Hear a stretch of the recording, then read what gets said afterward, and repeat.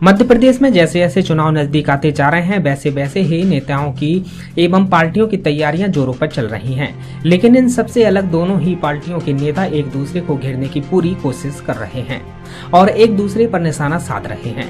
दतिया पहुंची अखिल भारतीय कांग्रेस कमेटी के राष्ट्रीय प्रवक्ता अनुमा आचार्य ने गृह मंत्री डॉक्टर नरोत्तम मिश्रा पर जमकर निशाना साधा। उन्होंने मीडिया से चर्चा करते हुए कहा कि दतिया में अज्ञात भय का माहौल है और तमंचे पर डिस्को हो रहा है। वहीं उन्होंने दतिया में घटनाओं का जिक्र करते हुए बतलाया कि गृह मंत्री के क्षेत्र में यह बड़ी बड़ी घटनाएं होना बतलाती है कि गृह मंत्री का क्षेत्र कितना असुरक्षित है।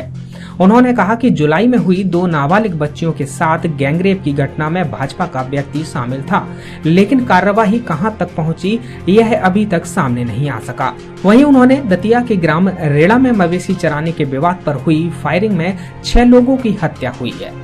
दतिया में औद्योगिक क्षेत्र को नष्ट करने का भी आरोप लगाते हुए कहा कि दतिया में एकमात्र औद्योगिक फैक्ट्री एग्रो सॉल्वेंट थी, जिसके सीने को चीर कर रोड निकाल दी गई है। वहीं श्रीमती अनुमा आचार्य ने सबसे बड़ा आरोप लगाते हुए कहा कि दतिया में जुआ सट्टा नशा इस कदर हावी है कि पीताम्बरा माई की नगरी दतिया शहर की पहचान इन सब से हो रही है। मैं ये कहना चाहती हूँ कि यहाँ आने के पहले बहुत सी चीजें सोची थी कि हम इस पे बात करेंगे, उस पे बात करेंगे, तो आज हम इस बात पे बात नहीं करेंगे कि किस तरह से देश की हर संस्था को मोदी जी ने कमजोर किया। हम इस पे भी बात नहीं करेंगे कि सेना को किस बुरी तरह से अंदर से झकझोर दिया है इस सरकार ने।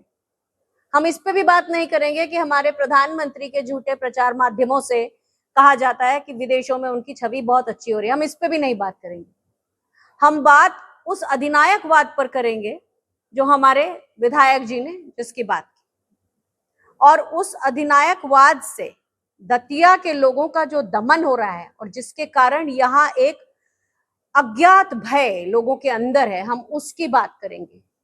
एक ऐसा व्यक्ति जिसकी छपास की तमन्ना इतनी ज्यादा है कि वो हर फिल्म देखता है और हर फिल्म के ऊपर कमेंट करके चाहता है कि देश के लोग उसके ऊपर बात करें। एक ऐसा व्यक्ति जिसके ऊपर अगर फिल्म बनाई जाती, क्योंकि उनके दिल में कहीं ना कहीं बड़ी इच्छा है कि वो कहीं एक्टिंग करें इस तरह की, तो उस पिक्चर का नाम तमंचे पे डिस्को होता है। उसका कारण यह है कि जिस तरह का उनका यहाँ अपने दोस्तों के जरिए दबंगई फैलाने की आदत है, उसका शिकार बहुत लोग हुए हैं। 2013 में एक पत्रिका ने उनके ऊपर एक लंबी रिपोर्ट की थी। नरोत्तम या नराधम, जो पुराने पत्रकार हैं उन्हें याद होगा, और उसमें उन्होंने इनके सारे कच्चे चिट्ठे जाहिर किए थे और उस पत्रिका के ऊपर, उस रिपोर्ट के ऊपर मानहानि का मुकदमा ना होना यह बताता है कि उसमें कितनी सच्चाई।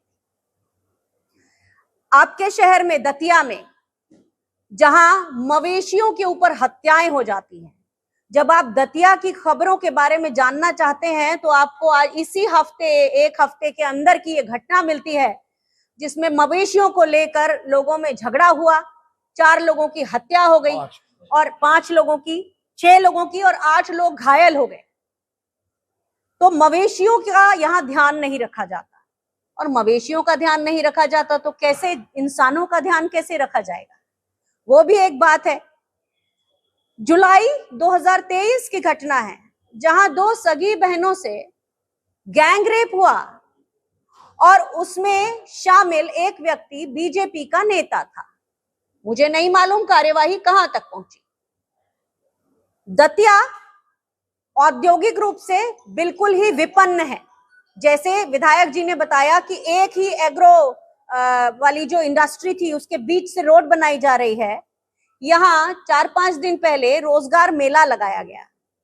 तो किसको दिखाने के लिए ये चीजें होती हैं? जब आप इंडस्ट्री नहीं लगा रहे हैं, जब आप ढूंढते हैं कि यहाँ क्या है, तो इंडस्ट्री के नाम पर आपको ले दे के एक खबर मिलती है, गुड़ का हब बनेगा भविष्यकाल। यहाँ के आसपास के किसान इतना गन्ना पैदा करते हैं, उसके बाद भी सिस्टमैटिक रूप से कोई गुड़ का हब नहीं है दतिया। इसी तरह से जिस चीज के बारे में दतिया फिर से प्रसिद्ध है वो है सट्टेबाजी, मटका। जुआ, नशा, मां पीतांबरा की नगरी को इन कारणों से जिन्होंने प्रसिद्ध कराया, क्या मां उनके साथ हो सकती है? क्या उनका आशीर्वाद उनके साथ हो सकता है? मैं उस अधिनायक को ये चुनौती देकर कहती हूं कि उनकी तस्वीर इस देश की या दुनिया की कोई भी महिला देखेगी तो किसी नायक के बारे में नहीं सोचेगी। उनकी तस्वीर देख के जो एक दबंगई, एक गुंडई झलकती है, वो उनके भाषणों से कईयों बार हमने देखी है। 1.5 दशक से इनका जो गुंडई का साम्राज्य फल फूल रहा है, सिर्फ 2600 वोटों से जीते हैं। और मैं जनता को, दतिया की जनता का आह्वान करती हूं कि इस अज्ञात डर से, इस दबंगई से आपको मुक्ति मिल सकती है, बशर्ते आप अपने मतदान के अधिकार का निडर होकर प्रयोग करें। और भी चीजें हैं जो इस अधिनायक के आसपास घूमती हैं। अभी सुना है कि कोई एकल भोजन ऐसा प्रोग्राम शुरू किया है। आपको एक कहानी याद दिलाना चाहती हूँ। महाभारत में एक हिडिंब नाम का राक्षस था और वो गांव से हर रोज एक व्यक्ति को अपने भोजन के लिए बुलाता था। तो लगभग ऐसी ही कुछ कहानी इस एकल भोजन से याद आती है कि पता नहीं किसके ऊपर कहर टूटे, किस परिवार में जाके उसके ऊपर निगाह हो जाए। तो ये तो यहाँ दतिया की कहानी है।